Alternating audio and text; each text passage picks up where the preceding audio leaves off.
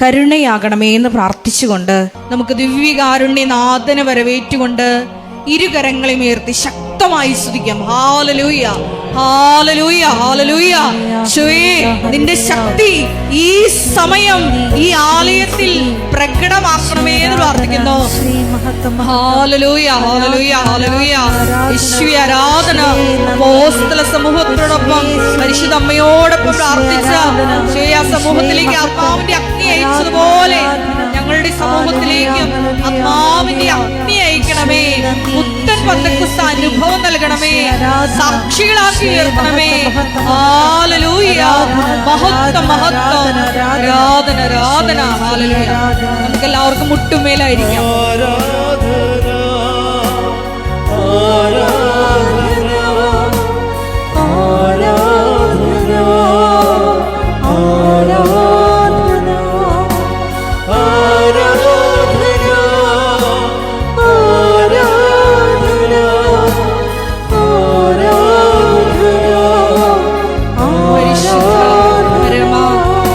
പരിശുദ്ധ പരമ ദിവ്യകാരുണ്യത്തിന് നീരവും ആരാധനയും സ്തുതിയും പുകഴ്ചയും ഉണ്ടായിരിക്കട്ടെ. പരിശുദ്ധ പരമ ദിവ്യകാരുണ്യത്തിന് നീരവും ആരാധനയും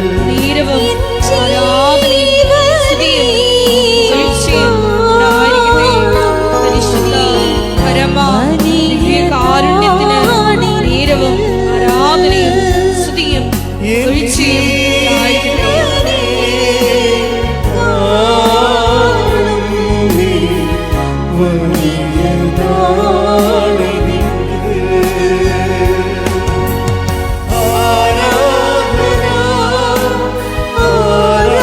പുകഴ്ചയും ഉണ്ടായിരിക്കട്ടെ.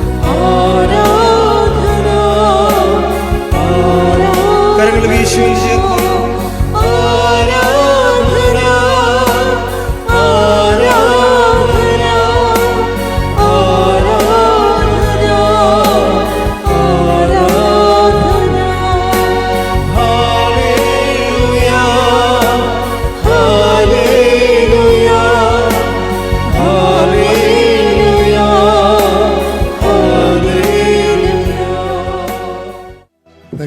പരമദിവ്യകാരുണ്യത്തിന് ആരാധനയും സ്തുതിയും പുകഴ്ചയും ഉണ്ടായിരിക്കട്ടെ.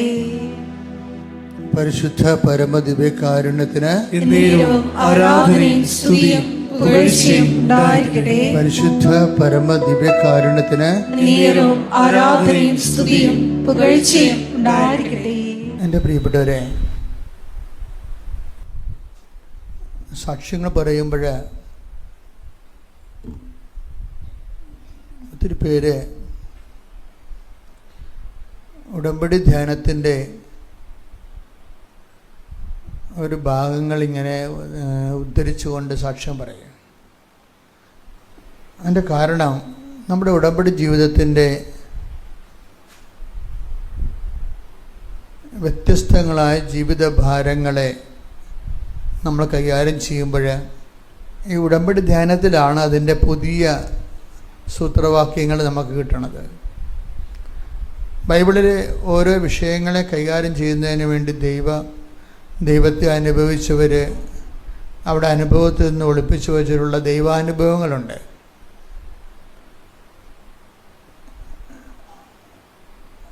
ഉടമ്പടി എന്തിനാണെന്ന് ചോദിച്ചു കഴിഞ്ഞാൽ ഉയർന്ന നിലവാരമുള്ള ദൈവാനുഭവത്തിനെന്നാണ് എൻ്റെ ഉത്തരം. ബേസിക്കാണ് എൻ്റെ ഉത്തരം. അല്ലെങ്കിൽ അങ്ങനെ അതായിരിക്കണം എൻ്റെ ഉത്തരം. എന്തിനാണ് നീ ഉടമ്പടി എടുക്കുന്നത് എന്ന് ചോദിച്ചാൽ നമ്മുടെ മുമ്പിലുള്ള ബേസിക് ഉത്തരവ് എന്ന് പറയുന്നത് ഉയർന്ന നിലവാരമുള്ള ദൈവാനുഭവത്തിനായി. അപ്പോൾ ദൈവാനുഭവത്തിനാണ് ഉടമ്പടി എന്നുള്ളത് നമ്മുടെ മനസ്സിനെ നമ്മൾ പറഞ്ഞ് പഠിപ്പിക്കണം. നമ്മുടെ മനസ്സിനെ നമ്മൾ പഠിപ്പിച്ചിരിക്കുന്നത് എന്താണെന്ന് വെച്ച് കഴിഞ്ഞാൽ ജോലി കിട്ടാനാണ്, അല്ലെങ്കിൽ പറമ്പ് വിൽക്കാനാണ്, അല്ലെങ്കിൽ കേസ് ജയിക്കാനാണ്. ഇങ്ങനെയാണ് സാധാരണ മനുഷ്യരുടെ. ഞാൻ അതിനെ നിഷേധിക്കണില്ല. പക്ഷേ ഉടമ്പടി പുതുക്കാൻ വേണ്ടി ദൈവാനുഗ്രഹം കൊടുത്തിട്ടുള്ള കുറേ ആൾക്കാരുണ്ട്. അവരോടാണ് ഞാനിപ്പോൾ അഡ്രസ്സ് ചെയ്യണത്. ഉടമ്പടി അവർ വലിയൊരു ദൈവാനുഗ്രഹമാണ് ഉടമ്പടി പുതുക്കി ഉടമ്പടി ജീവിക്കാൻ കഴിയണത്. ഇപ്പം ആദ്യം വൺസ് ആൻഡ് ഫോർ ഓൾ ഒരു ദിവസം ഉടമ്പടി എടുത്തു, അവർ ഉടമ്പടി ചിലപ്പോൾ 90 ദിവസം കൊണ്ട് അത് അവസാനിപ്പിക്കുകയാണെങ്കിൽ ഓക്കെ, അവരനുഗ്രഹത്തെ ബേസ് ചെയ്താണ് അവർ ഉടമ്പടി എടുക്കുന്നത്. നമുക്ക് അവരെ മാനിക്കാം, അവരവരുടെ രീതികളിൽ അത് പോട്ടെ. പക്ഷെ ഉടമ്പടി പുതുക്കാൻ ദൈവം അനുഗ്രഹിച്ചവർ, നിങ്ങൾ അച്ഛനെ ശ്രദ്ധിക്കണം കൂടുതൽ. മറ്റത് അച്ഛനെ ശ്രദ്ധിച്ചില്ലെങ്കിലും കുഴപ്പമില്ല. കാര്യം അത് ഓട്ടോമാറ്റിക്കായിട്ട് നിങ്ങൾ ഉടമ്പടിയിലാകുമ്പോൾ തന്നെ ദൈവത്തിൻ്റെ ഉത്തരവാദിത്വമാണ് നിങ്ങളുടെ കണ്ണുനീര് എത്രയും വേഗം തുടക്കുക എന്നുള്ളത്. പക്ഷെ ഉടമ്പടിയിൽ നിലനിൽക്കുക എന്ന് പറയുമ്പോൾ അത് നമ്മളെ ഈ ഒരു അനുഗ്രഹത്തിലൂടെയുള്ള ഒരു ചാനലല്ലത്. അത് ഉടമ്പടി പുതുക്കാൻ എന്ത് ചെയ്യണം? കുറേ കഷ്ടപ്പാടല്ലേ. ഇവിടെ വരണം, ക്യൂ നിൽക്കണം, ക്ലാസ് കേൾക്കണം, പിന്നെ ഈ നേർച്ച വസ്തുക്കൾ അല്ലെങ്കിൽ പത്രം കൊണ്ടുപോയി കൊടുക്കണം, ആ മാസവും പിന്നെയും ഉപയോഗ പ്രവർത്തനങ്ങൾ ചെയ്യണം, പ്രേക്ഷിത പ്രവർത്തനങ്ങൾ ചെയ്യണം. അപ്പം നമ്മൾ വലിയ ബാധ്യതകൾ ദൈവത്തിന് വേണ്ടി ഏറ്റെടുക്കുകയാണ്, വലിയ ബാധ്യതകൾ. ഈ ബാധ്യതകൾ ഏറ്റെടുക്കുന്ന അനുസരിച്ചിട്ട് ചില ആൾക്കാർ അതിൻ്റെ ഒരു ക്രമമായിട്ട് നമ്മളിത് ഉടമ്പടി പുതുക്കിയതാണല്ലോ, ഇങ്ങനെ ചെയ്യേണ്ടതാണല്ലോ എന്ന് വിചാരിച്ചുകൊണ്ട് നിയമപരമായിട്ട് ചെയ്യും. എൻ്റെ മക്കളെ, ഒരു കാര്യം വ്യക്തമാണ്, നിയമപരമായിട്ട് നമുക്കൊരിക്കലും ദൈവമായിട്ട് നിയമപരമായിട്ട് ജീവിക്കാൻ പറ്റത്തില്ല. നമ്മൾ ദൈവമായിട്ടുള്ള റിലേഷൻ ഒരു ലീഗൽ റിലേഷനല്ല. അതാണ് ഏറ്റവും വലിയൊരു ആദ്യം മനസ്സിലാക്കേണ്ടത്. നമുക്ക് നിയമപരമായിട്ട് നിങ്ങൾക്ക് വേണമെങ്കിൽ ഹസ്ബൻഡിനും വൈഫിനും കൂടി ജീവിക്കാം. നിങ്ങൾ നിയമപരമായിട്ട് ജീവിക്കുന്നു, അതിൽ കുഞ്ഞുങ്ങളുണ്ടാകുന്നു, കുഞ്ഞുങ്ങളെ പഠിപ്പിക്കുന്നു, വീട് വെക്കുന്നു, അങ്ങനെ നമ്മൾ ജീവിച്ച് മരിച്ചു പോകുന്നു. ഇങ്ങനെ നിയമപരമായിട്ട് പക്ഷെ ദൈവമായിട്ട് ജീവിക്കാൻ പറ്റത്തില്ല. കേൾക്കുമ്പോൾ നമുക്ക് തോന്നും 10 കൽപ്പനകൾ പാലിച്ച് കുദാശകളുടെ വഴിയെ സഞ്ചരിച്ച് കഴിഞ്ഞാൽ നമുക്ക് ദൈവമായിട്ട് ജീവിക്കാൻ പറ്റുമെന്ന്. അതൊരു നോർമലായിട്ടുള്ള ഒരു വഴിയാണത്. പക്ഷേ എന്താ പ്രശ്നമെന്ന് വെച്ച് കഴിഞ്ഞാൽ, നമ്മൾ സ്വർഗമെന്ന് പറഞ്ഞാലും സ്വർഗരാജ്യമെന്ന് പറഞ്ഞാലും നിത്യജീവനെന്ന് പറഞ്ഞാലും ബേസിക്കായിട്ട് it is A person, based on A person. നമ്മളിപ്പോൾ ദൈവരാജ്യം എന്ന് പറഞ്ഞാലും, നിങ്ങൾ സ്വർഗരാജ്യം എന്ന് പറഞ്ഞാലും, നിത്യത എന്ന് പറഞ്ഞാലും, ആത്മീയ ജീവിതമെന്നും പറഞ്ഞാലും, എൻ്റെ മക്കളെ ബേസിക്കായിട്ട് it is a relation to a person. ആരാണത്? ക്രിസ്തുവായിട്ടുള്ള ബന്ധമാണ്. ബാക്കി അതിൻ്റെ അനുഭവ തലങ്ങളെയാണ് പറയണത്. ക്രിസ്തുവായുള്ള ബന്ധത്തിൻ്റെ അനുഭവ തലങ്ങളിൽ വന്നു ചേരുന്ന ചില ജീവിത കാലാവസ്ഥകൾ ആണ് നമുക്ക് മറ്റ് വിഷയങ്ങളിലൂടെ പറയണത്. നിത്യതയായാലും ദൈവരാജ്യമായാലും നമ്മളുടെ റിലേഷൻ എന്ന് പറയണത് ക്രിസ്തുവുമായിട്ടാണ്. ഉടമ്പടി ഇവിടെയാണ് ശരിക്കും സ്കോർ ചെയ്യണത്. കാര്യം ഒരു സാധാരണ നൈയാമിക നിയമപരമായിട്ടുള്ള ഒരു വിശ്വാസിയെ പെട്ടെന്ന് എടുത്തൊരു ആത്മബന്ധമുള്ള വിശ്വാസിയായിട്ട് ഉടമ്പടി ഉയർത്തും. ആത്മബന്ധമാണ് ഇതിൻ്റെ മെയിൻ സംഭവം. നിങ്ങൾ ഓരോ കാര്യങ്ങൾ ചെയ്യുമ്പോഴും കാര്യം ആത്മബന്ധം എന്ന് പറയണത് എന്തുമാത്രം ഉണ്ടെന്ന് ചോദിച്ചു കഴിഞ്ഞാൽ, നമുക്ക് അപ്പോസ്തലന്മാരുടെ കൂട്ടത്തിൽ ആത്മബന്ധത്തിന് എൻ്റെ ടോപ്പ് മാതൃക അപ്പോസ്തലന്മാരല്ല. അതാണ് വിഷയം. കർത്താവും ഈശോയുമായിട്ടുള്ള ആത്മബന്ധത്തിൻ്റെ അവസാന വാക്കെന്ന് പറയണത് അപ്പോസ്തലന്മാരല്ല. അപ്പോസ്തലന്മാരിലേക്ക് അയക്കപ്പെട്ട ഒരു അപ്പോസ്തലയുണ്ട്, അവരാണ് ആത്മബന്ധത്തിൻ്റെ അവസാന വാക്ക്. അപ്പോസ്തലന്മാരുടെ അടുക്കലേക്ക് അയക്കപ്പെട്ട അപ്പോസ്തല ആരാണ്? മേരി മാഗ്ഡലിനാണ്. അവരോടാണ് ഈശോ പറയണത്, you go and tell to my brothers. അത് ഭയങ്കര സുവിശേഷമാണത്. അതാണ് ആദ്യം പുനരുദ്ധാരത്തിന് ശേഷമുള്ള പ്രേക്ഷിത ജോലി ഏൽപ്പിക്കണത് അപ്പോസ്തലന്മാരല്ല. ഫസ്റ്റ് ഏൽപ്പിക്കണത് അപ്പോസ്തലന്മാരിലേക്ക് തിരഞ്ഞെടുക്കപ്പെട്ട അപ്പോസ്തലയുണ്ട്, അവരെയാണ്. Take the bed of God. ശ്രുതികട ഹല്ലേലൂയ ഹല്ലേലൂയ ഹല്ലേലൂയ ഹല്ലേലൂയ. യേശുവേ നന്ദി. Hallelujah hallelujah. 20:17 യോഹന്നാൻ 20:17 യേശു പറഞ്ഞു, നീ എന്നെ തടഞ്ഞു നിർത്താതിരിക്കുക. എന്തെന്നാൽ ഞാൻ പിതാവിന്റെ അടുത്തേക്ക് ഇതുവരെയും കയറിയിട്ടില്ല. നീ എന്റെ സഹോദരന്മാരുടെ അടുത്ത് ചെന്ന് അതാണ് പ്രേക്ഷിത മണ്ടേഷൻസ് എന്ന് പറയണത്. അതായത് ചാർജ് ചെയ്യാണ്. എന്താണ്? നീ എൻ്റെ സഹോദരന്മാരുടെ അടുത്ത് ചെന്ന് അവരോട് ഞാൻ എന്റെ പിതാവിന്റെയും നിങ്ങളുടെ പിതാവിന്റെയും എന്റെ ദൈവത്തിന്റെയും നിങ്ങളുടെ ദൈവത്തിന്റെയും അടുത്തേക്ക് ആരോഹണം ചെയ്യുന്നു എന്ന് പറയുക. ഉടമ്പടിയുടെ ഒരു പ്രധാനപ്പെട്ട സംഭവമാണ് പ്രേക്ഷിത ജോലി, അല്ലേ? ഈ പ്രേക്ഷിത ജോലിയുടെ അപ്പോസ്തലൻ എന്ന് പറയണത് സെൻറ്റ് പീറ്ററോ അതുപോലെ സെൻറ്റ് പോളോ ഒന്നുമല്ല, മേരി മാഗ്ഡലിനാണ്. അതാണ് എൻ്റെ വിഷയം. അപ്പോൾ ഇവരെ എങ്ങനെ പ്രേക്ഷിതയാക്കിയെന്നൊക്കെ നമ്മൾ ചിന്തിക്കണം. ഞാനെന്താ പറയുന്നത്, എന്തിനാണ് ഉടമ്പടി എന്ന് ചോദിച്ചു കഴിഞ്ഞാൽ എന്തിനാണ്? ആത്മബന്ധത്തിന്. അതാണ് ഉടമ്പടിയുടെ അർത്ഥം. ആത്മബന്ധത്തിൻ്റെ സുവിശേഷ മാതൃക ആരാണ്? മേരി മാഗ്ഡലിനാണ്, വേറെ ആരുമല്ല. വേറെ ആരെങ്കിലും ആണെങ്കിൽ അവർ ഈ ഒരു വള്ളപ്പാട് അകലെയെന്ന് പറഞ്ഞ പോലെ അത്രയും പുറകിലാണ് ബാക്കിയുള്ളവരെല്ലാം. ആത്മബന്ധത്തിൻ്റെ കാര്യത്തിൽ കോംപ്രമൈസ്, ഒത്തുതീർപ്പില്ലാത്ത ആളാണ്. മക്കളെപ്പോഴും ശ്രദ്ധിക്കുക, പ്രേക്ഷിത വേല ചെയ്യുമ്പോൾ ഇപ്പോൾ ഈ മേരി മാഗ്ഡലിന് കഴിഞ്ഞ ദിവസങ്ങളിൽ ഞാൻ ഈ മേരി മാഗ്ഡലിനെ വായിച്ചപ്പോൾ കർത്താവ് എന്നോടൊരു വേറെ ഒരു രഹസ്യം പറഞ്ഞു. എന്നുവെച്ചാൽ മേരി മാഗ്ഡലിൻ ചില സമയത്ത് നമ്മളെപ്പോലെ ഒരു ഐഡിയ ഇല്ലാതെ വരും ജീവിതത്തിൽ. ഒരു ഐഡിയ ഇല്ല.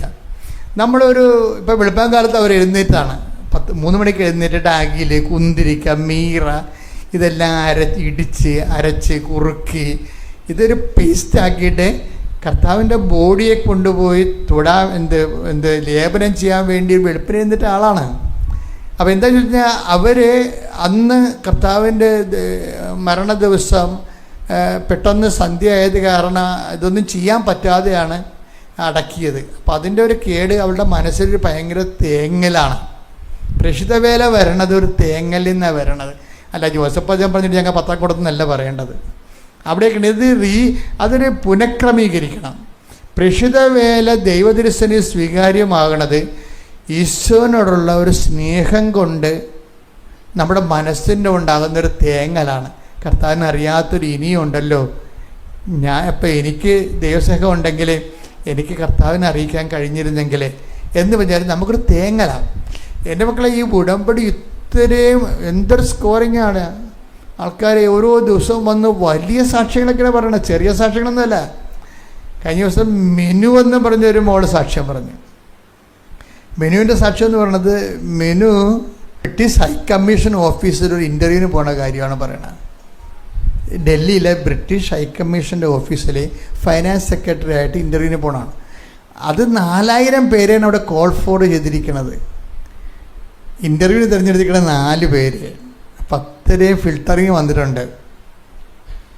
4000 പേര് ഇൻ്റർവ്യൂവിന് എടുത്തിട്ട് ഫിൽട്ടറിങ്ങിനെ വന്നപ്പോൾ എല്ലാത്തിനെയും മാറ്റിയിട്ട് അവസാനം വന്നിരിക്കുന്ന 4 പേര്. ഈ 4 പേരിൽ ഒരാളായിട്ടാണ് മെനു ഡൽഹിയിൽ അവിടെ ഓഫീസ് ഇൻ്റർവ്യൂവിന് പോണത്. അപ്പോൾ ഇവരുടെ ആസ്തി എന്ന് പറയുന്നത് 2022 ഉടമ്പടി എടുത്ത ആളാണ്. 2023 അവിടെ മദർ 2024 ഉടമ്പടി എടുത്ത ആളാണ്. അമ്മയും മകളും പക്ക ഉടമ്പടിയിലാണ് ജീവിക്കണത്. ആ നാട്ടിലുള്ള ഈ രാജ്യത്തുള്ള സമയത്തൊക്കെ വന്ന് കൃത്യമായിട്ട് പുതുക്കുകയും അല്ലാത്തപ്പോഴും ഓൺലൈനിൽ പുതുക്കുകയും ഒക്കെ ചെയ്തുകൊണ്ട് അവർ ആ ഉടമ്പടിയുടെ പ്രൊവിഷനിലനുസരിച്ച് ആ ഒരു പവറിലാണ് ജീവിക്കണത്. പവറിൽ ജീവിക്കുമ്പോൾ ഉടനെ ഒരു ദിവസം ഈ ഇൻ്റർവ്യൂവിന് പോകാൻ വേണ്ടി നോക്കുമ്പോൾ ഈ ബൈബിള് എടുത്ത് കർത്താവ് എന്താണ് സംസാരിക്കണമെന്ന് കേൾക്കാൻ വേണ്ടി വിശ്വാസപ്രമാണം ചൊല്ലിയിട്ട് ഇവർ ബൈബിൾ ഓപ്പൺ ചെയ്യും. കർത്താവ് ഈ ഇൻ്റർവ്യൂ എന്ന് പറയണത് ഈ ശരിക്കും പറഞ്ഞു കഴിഞ്ഞാൽ ബ്രിട്ടീഷിൽ വർഷങ്ങൾ ജീവിച്ചുള്ള ആൾക്കാർ ഭയങ്കര ഹൈ ഫ്ലുവൻ്റ് ഇംഗ്ലീഷും ഹൈ ഫ്ലുവൻ്റ് എക്കണോമിക്സും ഒക്കെ ഉള്ളവർക്ക് മാത്രമേ പറ്റത്തുള്ളൂ. ഞാനിവിടെ എടുത്തത് എനിക്കറിയാം, അത് നോട്ട് ബൈ മെറിറ്റിലാണെന്നറിയാം. അതാണ് വിഷയം. ഈശോയോട് അവർ സംസാരിക്കണമെന്ന് വെച്ചാൽ അവർക്കറിയാം ഈ പ്ലേസ്മെൻറ്റ് വന്നപ്പോൾ 4000 നിന്ന് ഫിൽട്ടർ ചെയ്ത് 4ലേക്ക് വന്നപ്പോൾ അതിലൊരാളായിട്ട് ഇൻ്റർവ്യൂ വരുമ്പോൾ ഇവർക്കറിയാം, അവർ കൃത്യമായിട്ട് പറയുന്നുണ്ട്, ഇത് നോട്ട് ബൈ മെറിറ്റിൽ വന്നതാണ്. ഉടമ്പടിയുടെ പ്രൊവിഷൻ അതാണല്ലേ, അതാണ് നമ്മുടെ കഴിവല്ല കർത്താവിൻ്റെ കൃപയെന്ന്. അപ്പോൾ ഇതിനേക്കാൾ കഴിവുള്ള ആൾക്കാരൊക്കെ ഫിൽട്ടർ ചെയ്ത് പോയി, അതാണ് വിഷയം. ഇതിനേക്കാൾ കഴിവുള്ളവർ, എക്സ്പീരിയൻസ്, പല പല ബ്രിട്ടീഷ് ഓഫീസുകളിൽ എക്സ്പീരിയൻസ് ഉള്ളവരൊക്കെ ഫിൽട്ടറിങ്ങിൽ പോയി. ഇതിലേക്ക് ഇവർ സെലക്ട് ചെയ്തിരിക്കണം. അപ്പോൾ ഇവർ പറയുന്നുണ്ട്, ഇത് നോട്ട് ബൈ മെറിറ്റിൽ വന്നതാണെന്ന് എനിക്കറിയാം.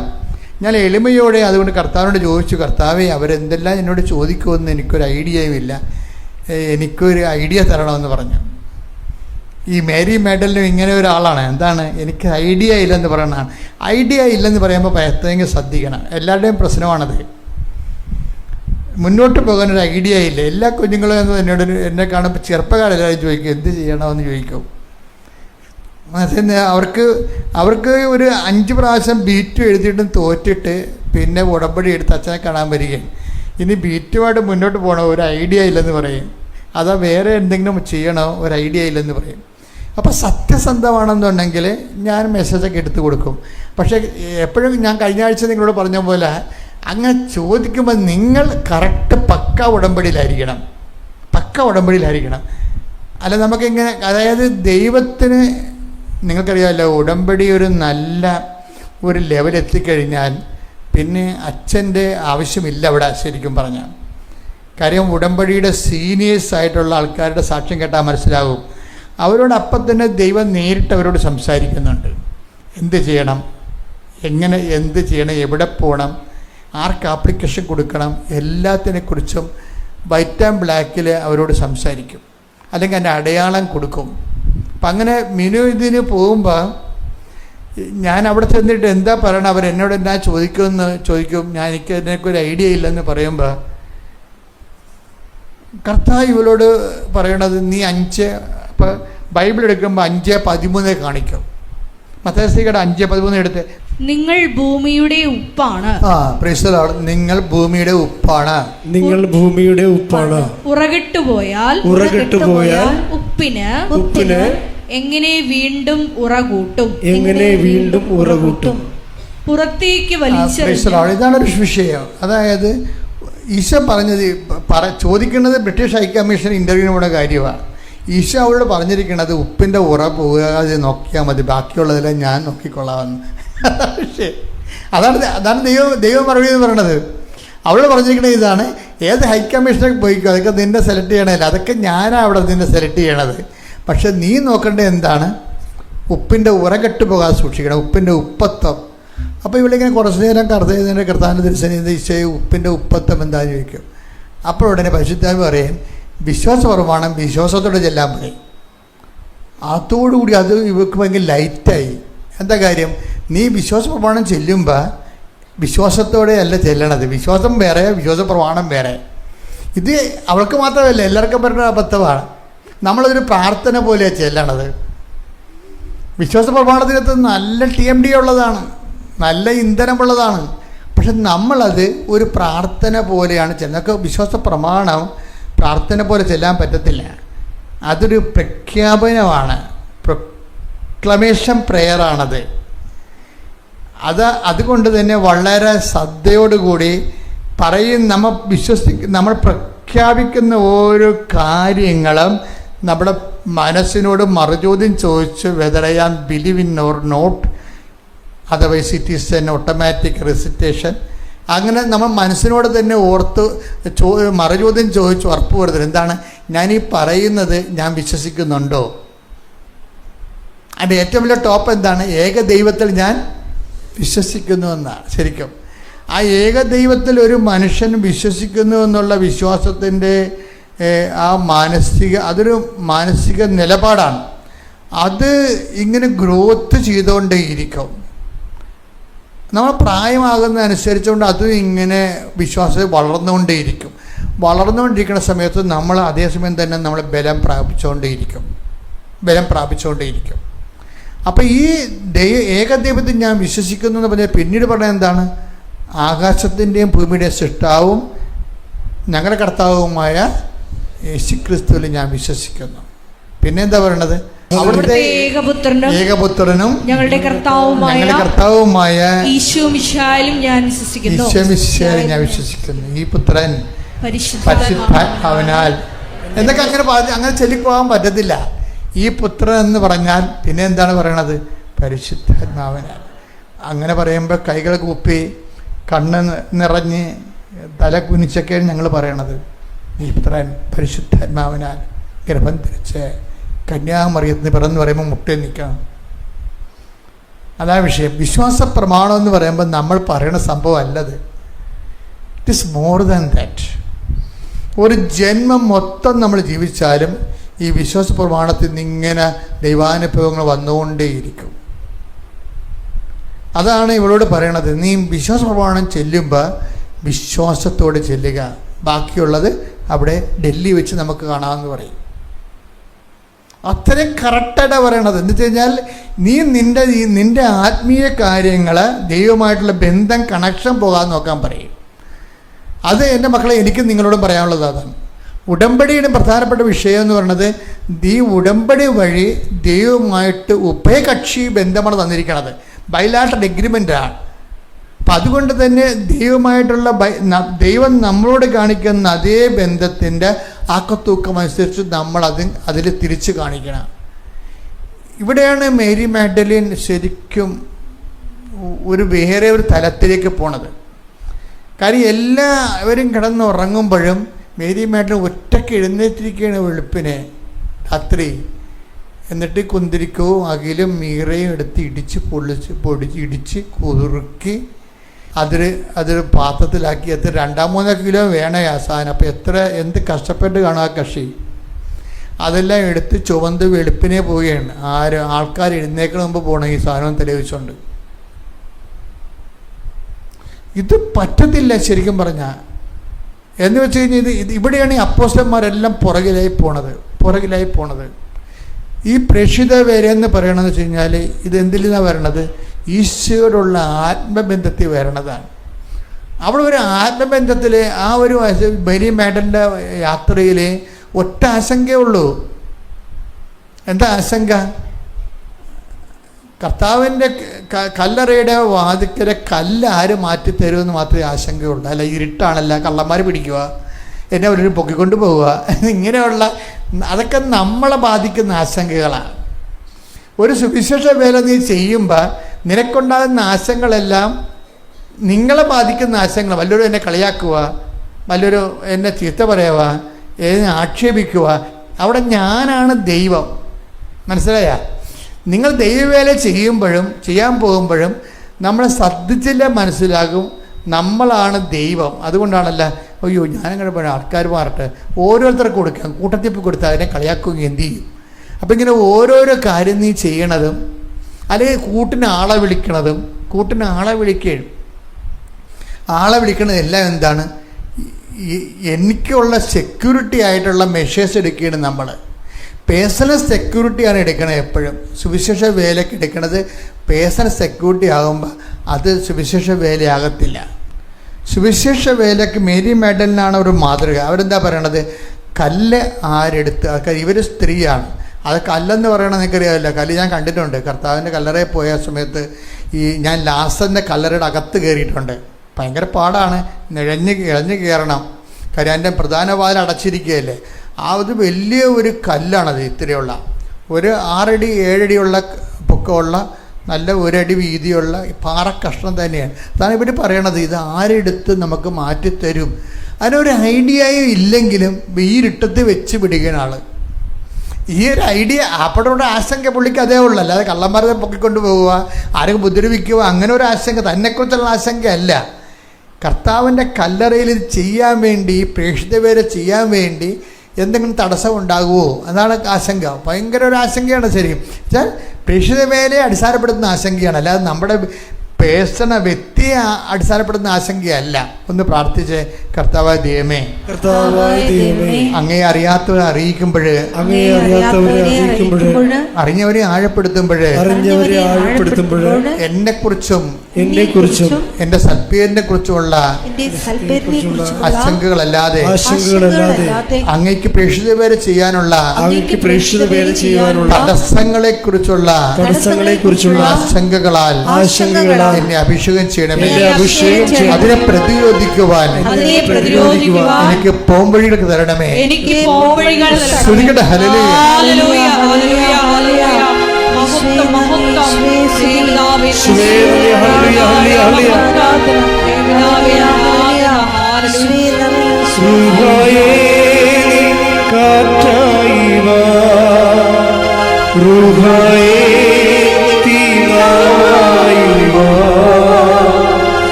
പരിശുദ്ധ പരമദിവ്യകാരുണ്യത്തിന് ആരാധനയും സ്തുതിയും പുകഴ്ചയും ഉണ്ടായിരിക്കട്ടെ. പരിശുദ്ധ പരമദിവ്യകാരുണ്യത്തിന് ആരാധനയും സ്തുതിയും പുകഴ്ചയും ഉണ്ടായിരിക്കട്ടെ. നമ്മൾ ഈശോയുമായി ഉടമ്പടിയാകുമെന്ന് പറയുമ്പോൾ അതിൻ്റെ നിയമപരമായിട്ടുള്ള സാങ്കേതിക കാര്യങ്ങളാണ് ഇവിടെ ചെയ്യണത്. പക്ഷെ അതിൻ്റെ ഹൃദ്യമായ ആത്മബന്ധമായ കാര്യങ്ങൾ ചെയ്യണത് ദൈവസ്നേഹത്തിൻ്റെ പുകഴ്ചയിലാണ്. ഓരോ പടി കഴിയുമ്പോഴും ദൈവസ്നേഹം നിങ്ങളിൽ നിറയ്ക്കണമെന്ന് പ്രാർത്ഥിക്കുന്നതിനേക്കാൾ ഉപരി ഈ ഉടമ്പടിയുടെ പ്രവർത്തനങ്ങളിലൂടെ തന്നെ ശരിക്കും ദൈവസ്നേഹം വർദ്ധിച്ചു വരും. ഉടമ്പടി പ്രവർത്തനങ്ങൾ കുറച്ച് കഴിയുമ്പോൾ നിങ്ങളുടെ ആശങ്കകളെ, നിങ്ങളുടെ ജോലി, തൊഴിൽ, വിവാഹം ഇങ്ങനെയുള്ള ആശങ്കകളെ കർത്താവ് അഭിഷേകം ചെയ്തിട്ട് അത് കർത്താവ് ഏറ്റെടുത്തിട്ട് നിങ്ങളതിൻ്റെ ആശങ്കകളുടെ തീയും പുകയും ഏൽപ്പിക്കാത്തിരുതി കൊണ്ടുപോകും. ഉടമ്പടി ചെയ്തിട്ടും ഉടമ്പടി 1-2 പുതുക്കിയിട്ടും ഈ ജീവിതത്തിൻ്റെ വിഷയങ്ങളെക്കുറിച്ചുള്ള ആശങ്കകൾ മാറിയില്ലെങ്കിൽ, അത് തന്നെയാണ് ഇപ്പോഴും ആശങ്കകളെങ്കിൽ വരാൻ പോകുന്നൊരു വിഷയമെന്ന് പറയണത്, നമ്മൾ ദൈവമായിട്ട് ആത്മബന്ധത്തിലാവുകയോ അഭിഷേകം ഉണ്ടാവുകയോ ചെയ്തിട്ടില്ല. കഴിഞ്ഞ ദിവസങ്ങളിൽ അർമിയ എന്നൊരു മോഡ് സാക്ഷ്യം പറഞ്ഞു. അർമിയ ഒരു കോളേജ് പ്രൊഫസറാണ്. ആ സാക്ഷ്യം നിങ്ങളെ ഇട്ടിട്ടുണ്ടെന്ന് തോന്നുന്നത്. ആ സാക്ഷ്യം കേൾക്കേണ്ടതാണ്. അർമിയുടെ സാക്ഷ്യം തന്നെ അർമിയ 300 കല്യാണാലോചനകളാണ് വന്നിരിക്കുന്നത്. അതാണ് വിഷയം. നിങ്ങൾക്ക് 3 കല്യാണാലോചന വന്ന് നടന്നില്ലേ പിന്നെ അമ്മ അപ്പം തന്നെ എന്താടി എന്ത് മോളെ എന്താ നമുക്ക് തന്നെ ഇങ്ങനെ വന്നെ എന്താണെന്ന് പറഞ്ഞ് ഇല്ലാത്ത ഈ വെളിവുകേടും പറഞ്ഞു നടക്കും. ചേടത്തിമാരുടെ വെളിവുകേടെന്ന് പറഞ്ഞാൽ ഒന്നും ചെയ്യാൻ പറ്റത്തില്ല. എന്ന് വെച്ച് കഴിഞ്ഞാൽ അതായത് നമുക്ക് ദൈവത്തിനെ എടുത്ത് കൈകാര്യം ചെയ്യാൻ പറ്റുന്ന സ്റ്റഫല്ല. അതാണ് പ്രശ്നം. എനിക്ക് പോലും കേട്ടിട്ട് ദേഷ്യം തന്നെ. അച്ഛാ ഒരു 2-3 കാര്യങ്ങളൊന്ന് സെറ്റായില്ല എന്നുണ്ടെങ്കിൽ ഉടനെ ചേടത്തിമാരുടെ ഐസി അടിച്ചു പോകും. എന്താടി പോലെ എല്ലാം നിൻ്റെ കൂട്ടുകാരൊക്കെ കെട്ടിപ്പോയില്ല, അപ്പുറത്തെ അയൽവാസികളെല്ലാം കെട്ടിപ്പോയില്ല എന്ന് പറഞ്ഞ് ഈ വെറുതെ നിൽക്കുന്ന മകളെ ഇവർ ഭ്രാന്തി പിടിപ്പിക്കും, അമ്മ തന്നെ ഭ്രാന്തി പിടിപ്പിക്കും. ഇനി അവളെ എന്തെങ്കിലും ചെയ്യാൻ തെറ്റിപ്പോയി അവൾ എഴുന്നേക്കാൻ അവൾ ഇത്തിരി രാത്രി ഇരുന്ന് പഠിച്ച കാരണം രാവിലെ എഴുന്നേറ്റില്ലെങ്കിൽ നിൻ്റെ ഈ കിടപ്പാണ് ഈ കല്യാണം നോക്കാത്ത. ഇതിന് എല്ലാ സാധനം കൊണ്ട് അമ്മമാർ കൊണ്ടുവന്ന് മക്കളുടെ അപ്പോൾ അവർ പറയും തള്ളെ ഒന്നും വായിട്ട് മിണ്ടായിരിക്കാൻ പറയും. വെറുതെ തള്ളേന്ന് വിളിക്കാൻ വല്ല കാര്യമുണ്ടാകും. തള്ള ഭ്രാന്തിയായി കഴിഞ്ഞാൽ പിന്നെ എന്ത് ചെയ്യും? അതാണ്. പക്ഷെ അതാണ് അവരങ്ങനെ തള്ളേന്ന് വിളിക്കണത്. അത് ഞാൻ ന്യായീകരിക്കുകയില്ല. പക്ഷേ നിങ്ങൾ ഈ അമ്മമാർ വയസ്സാകും തോറും തൊട്ട് അമ്മമാർക്ക് മക്കളുടെ നിങ്ങൾക്ക് 23 വയസ്സുള്ള മകളുണ്ടെങ്കിൽ അവളുടെ അമ്മയാണ് നിങ്ങൾക്കുള്ള ബോധം ഉണ്ടാകണം. 23 വയസ്സുള്ള മകൾ നിങ്ങൾക്കുണ്ടെങ്കിൽ അവരുടെ അമ്മയാണ് ഞാനെന്ന് ബോധം നിങ്ങൾക്കുണ്ടാകണം. കാര്യം മക്കളുടെ പോലും ആധ്യാത്മിക വളർച്ചയില്ലാത്ത അമ്മമാരുണ്ട്. ഇപ്പം ഈ ദിവസങ്ങളിലൊക്കെ കുഞ്ഞുങ്ങളുടെ സമരം ഉണ്ടായിരുന്നില്ല ഡൽഹിയിൽ. അപ്പോൾ അവർ ഈ നീറ്റ് പരീക്ഷ മാറ്റി വെച്ചപ്പോൾ 20 മറ്റേ മക്കൾ ആത്മഹത്യ ചെയ്തിട്ടുണ്ട്. അപ്പോൾ അവരുടെ കാര്യം സെറ്റ് ചെയ്യണമെന്നും പറഞ്ഞാണ് ചർച്ച അവസാനം ചെന്നെത്തിയത്. അപ്പോൾ ഞാൻ തന്നെ അത് ചർച്ച തീർച്ചയായിട്ടും ഗവൺമെൻറ് മാറ്റിവെച്ചാണല്ലോ, സ്വാഭാവികമായിട്ടും ആ കുടുംബത്തിന് നഷ്ടപരിഹാരം കൊടുക്കേണ്ടതാണ്. പക്ഷേ അതല്ല ഞാൻ ചിന്തിച്ചതേ, ഈ കുഞ്ഞുങ്ങൾ എന്താണ് അപ്പോൾ ഈ മറ്റുള്ള കുഞ്ഞുങ്ങളുണ്ടല്ലോ അവരെന്താ ആത്മഹത്യ ചെയ്യാതിരുന്നത്? 12 ലക്ഷം കുഞ്ഞുങ്ങൾ എഴുതണില്ലേ ഇല്ലേ?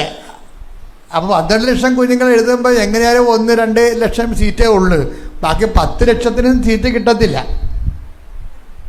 അപ്പോൾ ഈ 10 ലക്ഷം കുഞ്ഞുങ്ങൾ ആത്മഹത്യ ചെയ്യണ്ടേ? അപ്പോൾ പരീക്ഷ മാറ്റി വെച്ചെന്ന് പറഞ്ഞ് കുറേ പിള്ളേർ ആത്മഹത്യ ചെയ്യാൻ പോകണത് എങ്ങനെ ചെയ്യണത്? അത് എപ്പോഴും ശ്രദ്ധിക്കണം. ഞാനിപ്പോൾ അമ്മമാരെ പറഞ്ഞിട്ട് അത് നിങ്ങൾ ശ്രദ്ധിക്കണം. എന്താ പ്രശ്നം വെച്ചാൽ, അതായത് എൻ്റെ അമ്മ ഉണ്ടല്ലോ, എൻ്റെ അമ്മയ്ക്ക് ഉണ്ടാകുന്ന ഒരു ഏറ്റവും വലിയ കുഴപ്പം, വീട്ടിൽ ആ നാട്ടിലെവിടെയെങ്കിലും മരണം നടന്നാൽ ഒരു ബന്ധവും ഇല്ലെങ്കിൽ അമ്മ ഇരുന്ന് നിലവിളിക്കണം കാണാം. അപ്പം അപ്പനാണെങ്കിൽ എപ്പോഴും പറയും നിന്നെക്കൊണ്ട് തോറ്റെന്ന് പറയും. അമ്മയുടെ നേച്ചറതാ. അത് കാരണം എന്തെങ്കിലും മരണം നടന്നാൽ ഇവിടെ വന്ന് കുറി പോലും കാണിക്കത്തില്ല. അപ്പം കൊണ്ടുപോയി വണക്കവാളപ്പുറത്തിനകത്ത് വെക്കും. കുറി കാണിച്ച് അവിടെ നിന്ന് ആ ദിവസം മുഴുവൻ നിലവിളിക്കും. ഇത് നമ്മുടെ കുട്ടികളെ എന്തുമാത്രം ബാധിക്കണമെങ്കിൽ അറിയാമോ? നമ്മൾ ആവശ്യമുള്ള ഇല്ലാത്തതിനൊക്കെ ഇങ്ങനെ അമ്മമാർ നിലവിളിക്കാൻ പോയാൽ എന്തു ചെയ്യും? കുട്ടികൾക്കുള്ള ആത്മവിശ്വാസം പോകും. അതാണ് ഏറ്റവും വലിയ വിഷയം. അത് ഒന്നാമത്തെ കുട്ടികളുടെ മുമ്പിൽ നിങ്ങൾ നിലവിളിക്കരുത്. ഒന്നുമില്ല ഒരു 10-12 വയസ്സ് താഴെയുള്ള ആൾക്കാരുടെ മുമ്പിൽ നിലവിളിക്കരുത് എന്നുള്ളതാണ് എൻ്റെ ഒരു അപേക്ഷ. അപ്പം അങ്ങനെ റെക്കറിങ് ആയിട്ട് നിലവിളിച്ച് കഴിഞ്ഞാൽ പിള്ളേരുടെ ആത്മവിശ്വാസം അവരെ ഓടി വന്നെ അമ്മയുടെ തലവന്നത് ഓരോ കാര്യം ചോദിച്ചുകൊണ്ട്. അപ്പം വീട്ടിലുണ്ടാകത്തില്ലല്ലോ. അപ്പനോട് ചോദിച്ചാൽ ചില വഴക്കം കേൾക്കും. അവർ ഓടി വന്ന് ആശ്രയം അണയണത് അമ്മയെടുത്താണ്. അമ്മ ഇങ്ങനെ മോങ്ങിക്കൊണ്ട് എല്ലാ ദിവസവും ഇരുന്ന് കഴിഞ്ഞാൽ എന്ത് ചെയ്യും? അതുകൊണ്ട് ആ കുഞ്ഞുങ്ങളുടെ മനസ്സ് ഉറക്കത്തില്ല. അപ്പോൾ എന്തെങ്കിലും നിസ്സാര കാര്യം മതി അവർ ആത്മഹത്യ ചെയ്ത് കളയും. അതൊരു നമ്മൾ വളരെ ശ്രദ്ധിക്കേണ്ട ഒരു വിഷയമാണ്. അപ്പോൾ ഉടമ്പടി എടുത്തിരിക്കുന്നവർ ആദ്യം തീരുമാനിക്കണം, ഞാനിനി ഒരു കാര്യത്തിനും കരയത്തില്ലെന്ന് തീരുമാനിക്കണം. പിന്നെ ഇതിൻ്റെ കണ്ണീരെന്ന് പറയുമ്പോൾ ദൈവസ്നേഹം കൊണ്ട് കണ്ണീരൊക്കെ വരും. അതല്ല, ഈ ജീവിതത്തിൽ എന്തെങ്കിലും ഒരു മോശം കാര്യങ്ങൾ സംഭവിച്ചാൽ നമ്മൾ കരയണത് കൊണ്ട് ഒരു പ്രയോജനമില്ല. എന്ത് പ്രയോജനമുണ്ട്? ഇപ്പം നിങ്ങളുടെ ഭർത്താവ് വേറെ എന്തെങ്കിലും ചുറ്റിക്കളി തുടങ്ങിയെന്ന് വിചാരിച്ചോ, ഉടനെ നിങ്ങൾ ഇവിടുന്ന് മോങ്ങി അല്ലെങ്കിൽ അയാളെ നിങ്ങൾ ഭക്ഷണം കഴിക്കാതിരിക്കുകയൊക്കെ ചെയ്ത് കഴിഞ്ഞാൽ അയാളെ വിരട്ടാൻ വേണ്ടിയാണ് ഭക്ഷണം കഴിക്കാതിരിക്കണമെന്നുണ്ടെങ്കിൽ അതുകൊണ്ട് പ്രയോജനമില്ല. ഇനി നിങ്ങൾ ചിലർ വീട്ടിൽ പോയി നിൽക്കും സ്വന്തമായിട്ട്. അപ്പോൾ അയാൾക്ക് എളുപ്പമായില്ലേ അവളെ വിളിപ്പിച്ച് വീട്ടിൽ കൊണ്ടുവരാൻ? അത് ബുദ്ധിമോശമാണ് നമ്മൾ കാണിക്കണത്. ഇതിനൊക്കെ ശരിക്കും ഉടമ്പടി നിങ്ങൾ സ്നേഹത്തിൽ കൊണ്ടു നിർത്തും. എടുക്കണം. എപ്പോഴും നമ്മൾ ശ്രദ്ധിക്കും, ഉടമ്പടിക്ക് നമ്മൾ പലപ്പോഴും ഇങ്ങനെ എടുത്ത് ഉടമ്പടിയല്ലേ ചെയ്യണത്. എടുത്ത് ഉടമ്പടി എന്ന് പറയുന്നത് അതിൻ്റെ സാങ്കേതിക വശമാണ്. നമ്മളൊരു വ്യക്തി ഉടമ്പടിയിലാണെന്ന് ദൈവം അംഗീകരിക്കണം. എങ്ങനെയാണ്? ആ ഉടമ്പടി അനുസരിച്ച് നമ്മൾ ദൈവസ്നേഹത്തിൻ്റെ പ്രവർത്തനങ്ങൾ ചെയ്ത് വരുമ്പോൾ ചില സമയത്ത് നമ്മളിൽ നിന്ന് പ്രതീക്ഷിക്കാത്ത കുറേ കാര്യങ്ങൾ ദൈവം നമ്മളോട് ചെയ്യാൻ ആവശ്യപ്പെടും.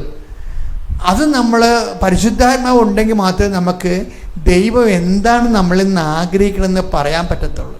നമുക്ക് അങ്ങനെ ഒരു ഇരുട്ടിത്തപ്പലുണ്ട് ആത്മീയ ജീവിതത്തിന്. പരിശുദ്ധാത്മാവ് ഉണ്ടെങ്കിൽ മാത്രമേ, നിറഞ്ഞാൽ മാത്രമേ ദൈവം നമ്മളോട് എന്താണ് പറയണമെന്ന് നമുക്ക് മനസ്സിലാക്കാൻ പറ്റത്തുള്ളൂ. അപ്പം നിങ്ങൾ ഓർക്കും പരിശുദ്ധാത്മാവ് ഉണ്ടാകാൻ വേണ്ടി എന്ത് ചെയ്യണം അച്ഛാ? ഞങ്ങൾ പരിശുദ്ധാത്മാവിൻ്റെ പാട്ട് പാടിയാൽ മതിയാ? പാട്ട് പാടിയിട്ട് ഒരു ഗ്ലാസ് വെള്ളവും കുടിച്ചോ വേണമെങ്കിൽ. പാട്ട് പാടിയാൽ വരണ സംഭവമല്ല. നമുക്ക് ആകെപ്പാട് ഞാൻ നോക്കിയിട്ട് പരിശുദ്ധാത്മാവ് നിറയാൻ 2 കാര്യങ്ങളേ ഉള്ളൂ.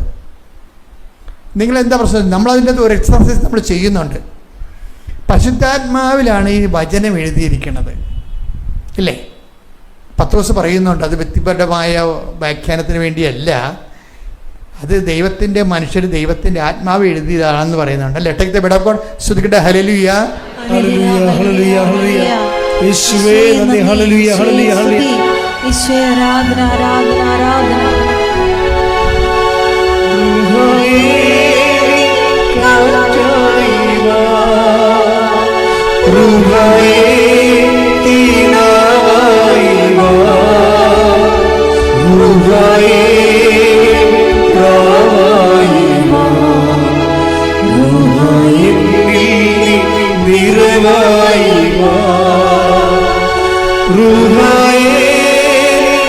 കാറ്റായി വാ, റൂഹായേ പിതാവായി വാ, റൂഹായേ വെണ്പ്രാവായി വാ, റൂഹായേ നിറവായി വാ. 2 പത്രോസ് 1:20-21. 2 പത്രോസ് 1:20-21. ആദ്യം നിങ്ങൾ ഇത് മനസ്സിലാക്കുവിൻ. വിശുദ്ധ ലിഖിതത്തിലെ പ്രവചനങ്ങൾ ഒന്നും തന്നെ ആരുടെയും സ്വന്തമായ വ്യാഖ്യാനത്തിനുള്ളതല്ല. എന്തുകൊണ്ടെന്നാൽ പ്രവചനങ്ങൾ ഒരിക്കലും മാനുഷിക ചോദനയാൽ രൂപം കൊണ്ടതല്ല, പരിശുദ്ധാത്മാവിനാൽ പ്രചോദിതരായി ദൈവത്തിന്റെ മനുഷ്യർ സംസാരിച്ചവയാണ്. ബൈബിൾ എന്താണെന്ന് വെച്ച് കഴിഞ്ഞാൽ എന്താണ്? പരിശുദ്ധാത്മാവിനാൽ പ്രചോദിതരായി എന്ന് പറഞ്ഞേ, പരിശുദ്ധാത്മാവിനാൽ പ്രചോദിതരായി ദൈവത്തിന്റെ മനുഷ്യർ സംസാരിച്ചതാണ്. അതുകൊണ്ടാണ് വിശുദ്ധ ഗ്രന്ഥം എടുത്ത ഉടനെ നമ്മൾ കിസ് ചെയ്യുന്നതിൻ്റെ കാരണം അതാണ്. നമ്മൾ അക്സെപ്റ്റ് ചെയ്യുന്നു എന്നുള്ളതാണ്.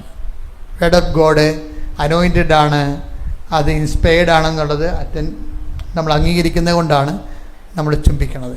ചുംബിച്ചുകൊണ്ട് എന്ത് ചെയ്യണം? ദൈവത്തിൻ്റെ മനുഷ്യർ പരിശുദ്ധാത്മാവിന് എഴുതപ്പെട്ടതാണ് വചനം. നമ്മൾ പരിശുദ്ധാത്മാവ് നിറയണമെങ്കിൽ എളുപ്പമാർഗം എന്താണെന്നറിയാവോ? പരിശുദ്ധാത്മാവ് എഴുതപ്പെട്ട വചനം പതുക്കെ ദൈവസ്നേഹത്തോടെ വായിക്കണതാണ്. ഉടമ്പടിയിൽ 1/2 മണിക്കൂർ വചനം വായിക്കാൻ പറഞ്ഞിരിക്കണില്ലേ? അത് പത്രം വായിക്കണവർ വായിച്ചിട്ട് കാര്യമില്ല. അത് നിങ്ങൾ 10 മിനിറ്റാണ് വായിക്കണത്, 3 നേരം വായിച്ചോയെങ്കിൽ വായിച്ചോ, കുഴപ്പമില്ല. പക്ഷെ ആ 10 മിനിറ്റ് പതുക്കെ പതുക്കെ വായിക്കണം. എന്താ കാര്യം? വായിച്ച് നമ്മുടെ മനസ്സിനെ കേൾപ്പിച്ച് വായിക്കണം. അപ്പോൾ എന്നാ പറ്റുമെന്ന് വെച്ചാൽ, വായിച്ച് നമ്മൾ തന്നെ ആന്തരിക മനുഷ്യനെ ആണല്ലോ നമ്മൾ ബാഹ്യ മനുഷ്യനെ വായിക്കണത്. ആന്തരിക മനുഷ്യനെയാണ് ഇത് കേൾപ്പിക്കണത്. കേൾപ്പിച്ച് വരുമ്പോൾ നമ്മൾ ദൈവസ്നേഹം നിറയും.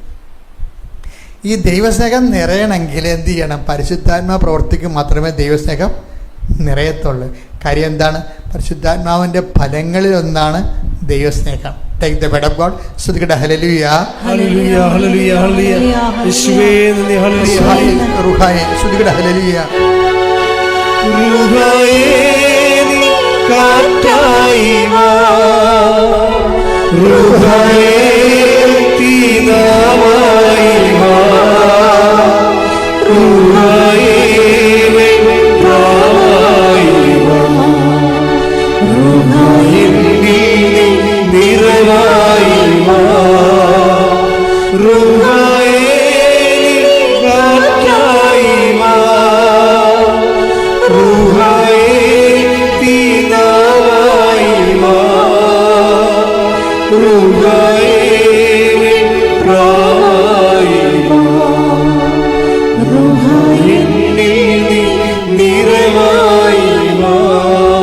പരിശുദ്ധ പരമദിവ്യകാരുണ്യത്തിന് ആരാധനയും സ്തുതിയും പുകഴ്ചയും ഉണ്ടായിരിക്കട്ടെ. ഗലാത്യർ 5:22. എന്നാൽ ആത്മാവിന്റെ ഫലങ്ങൾ സ്നേഹം, ആനന്ദം, സമാധാനം, ക്ഷമ, ദയ, നന്മ, വിശ്വസ്തത, സൗമ്യത, ആത്മസംയമനം ഇവയാണ്. അപ്പൊ ആത്മാവിന്റെ ഫലങ്ങൾ എന്താണ്? സ്നേഹമാണ്. അപ്പൊ നമ്മളിലെ ദൈവസ്നേഹം നമ്മൾ വചനം വായിക്കുമ്പോൾ